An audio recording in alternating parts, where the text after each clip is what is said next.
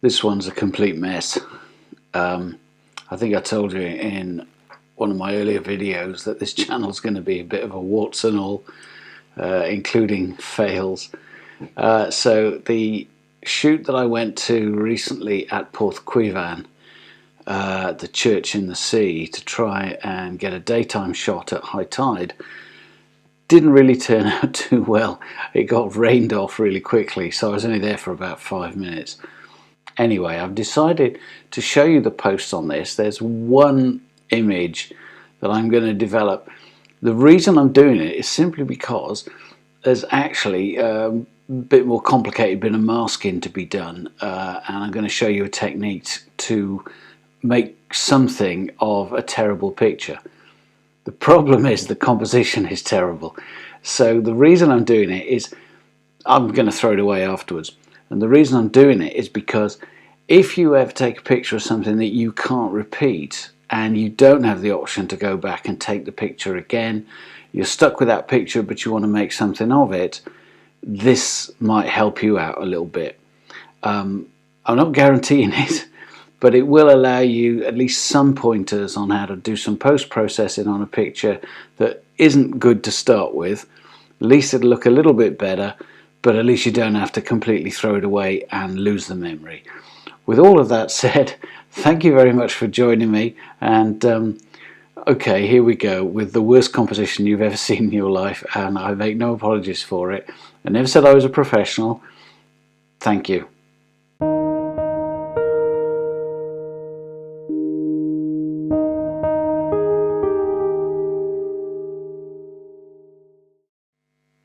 Okay, so this is the picture we're going to be working with. There are two key things that I want to demonstrate here. Firstly is that, as you can see, we don't have a straightforward flat horizon line that allows us to use a graduated filter to bring some detail into the sky. Now, I don't use filters in the field.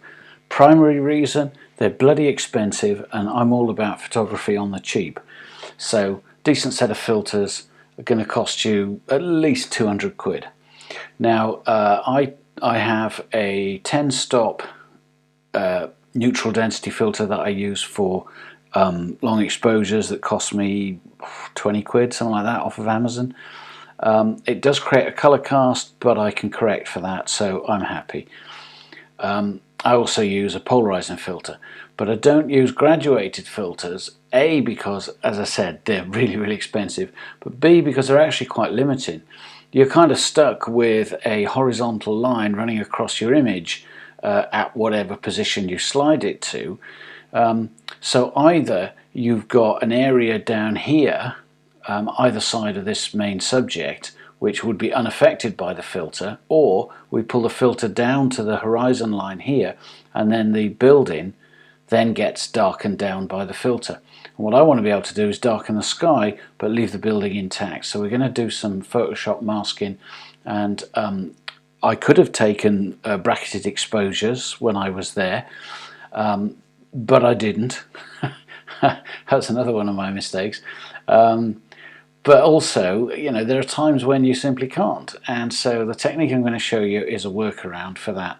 So there's that aspect to it. And what we're going to do is we're actually going to emulate taking bracketed exposures by creating a clone of this, a virtual copy of this picture, and processing it differently for each one. So the first thing we're going to do are the things that I would do that would be applicable to both exposures. Then I'll create a clone and work on that separately, and we'll output them as layers to Photoshop, and then I'll show you how to blend those layers. So there'll be some masking showing you how to create clipping layers as well. So we'll just use my standard preset, which is creating an auto white balance, which, as you can see, is dreadful. It needs to be much colder than that. That's more like it. I don't want to go to the point where there's lots of blue tint in the sky, but about there will do me nicely. Okay, so as I mentioned, the whole thing about this is that these are going to have different exposures, but for now, just going to take the highlights down there. I don't want to turn this into HDR, so I'm being quite careful. although I will pull the whites right up and the blacks down so that I set a good black and white point. That looks much better already. Now, next thing, a little bit of clarity, a little bit of contrast, and vibrance. Pull the vibrance up. I'm quite aggressive with the vibrance on this one because it was looking really washed out, and you'll see that looks much better, much brighter. But at the same time, now that I've evened out the vibrant saturation across the image, I'm going to bring it down a little bit so it doesn't look so unrealistic. That's about right, I think. Okay. Now I'm going to put in a little bit of noise reduction because I'm in danger of introducing that with some of my processing later on. So we'll just do that. Not worried about detail here at this point. I'm going to just play with the saturation. There's a yellow tinge along here, which is all the lichen that grows on these stones. Just want to give that just a little bit of a lift. I think I've done everything that I want to do that's going to be common to both exposures. We're now going to create a virtual copy of this photo. Create virtual copy. And give it a sec. So we've now got a copy of this, and we're now editing the copy. So what we're doing is we're going to retain this version, and what I'm interested in this one is the church and everything below it, so below the horizon line, will be on one layer, and we're now going to, with our virtual copy, we're now going to edit for the sky only. And so with this, I'm going to pull the exposure down probably at least 1.5 stops. That's much more how it looked on the day. It really was quite an aggressive looking sky, despite the fact it's early September. It should be all still, mellow, golden colours and misty mornings. Living around here, it never bloody is. Right, so yeah, where was it? Exposure, yeah, down about 1.5. We're gonna go down to effects and dehaze it and really make that sky. You can see how it just really sharpens up the difference between the darker clouds and the clouds that are getting a little bit of sunlight. But it's introduced a really blue cast, so I'm going to warm it up just a little. Actually, that's far too much. I need to be really careful with this because the white balance on the other exposure can't be too far away from this white balance or it'll look really silly. But what I am going to do with this is really desaturate it because it's got such a blue cast to it. I'm happy with that. Just noticed a seagull passing. Don't want him in it, he's going to irritate me. That's him dealt with. Yeah, I still think we could probably boost the contrast a little bit. That's not so bad. Now what I'm also going to do is I am going to introduce a grad filter, but only right at the very top of the image there, and as you can see with very wide separation so that it's very gradual. And we're just going to pull the exposure down. That's better, that's much better. Okay, so I'm happy with that as far as the sky is concerned. I don't care what the church and the island looks like for this particular one. So what we've kind of done now, we've had one picture and we've kind of treated it as if one was exposed for the sky, one was exposed for the middle ground. There's no foreground in it. And the next thing we do is we'll just go back to our grid mode, select both of them, and then I'm going to edit in as layers in Photoshop. Okay, so we're open with 2 layers in Photoshop. Firstly, let me just point out, I always tend to put the sky layer at the top. If I'm dealing with 3 layers, I'd usually have the midground layer in the middle and the foreground layer at the bottom. Saves me having to waste my time relabeling the layers because I know that the sky is always the top one. So what we need to do is create a mask that will select this bottom area, the church, the horizon, everything below that, so that we can take that out of the picture, allowing the lower exposure to show through. So the way I'm going to do this is with the quick selection tool. So let's first of all create a mask. and we're going to go to quick selection tool, come down to a sensible radius, and just going to start about there. It is a surprisingly good tool. In days of old, doing something like this was a total nightmare. And you can see there, that's pretty much selected what I'm looking for. But there's one problem we're going to have, and that's this church tower has a bit inside.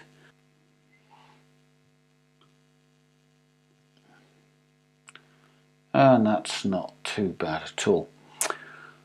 Right, so we just do need to refine this edge slightly. You can see that there are some areas here where it's not an ideal selection. You can see the bits of grass here sticking out.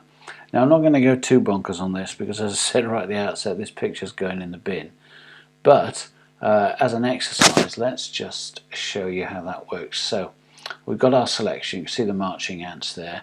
And what I'm going to do now is just go to select, select and mask. Now this tool used to be called refine edge. So for this instance, I'm going to leave it as, no, let's leave it on white. That'll do me. Okay, and edge detection, you want to have smart radius selected, and you want to be 2 or 3 pixels. Don't want to go much bigger than that. And then what we'll do is we'll select our, this is the brush we're going to use, and the refine edge brush tool.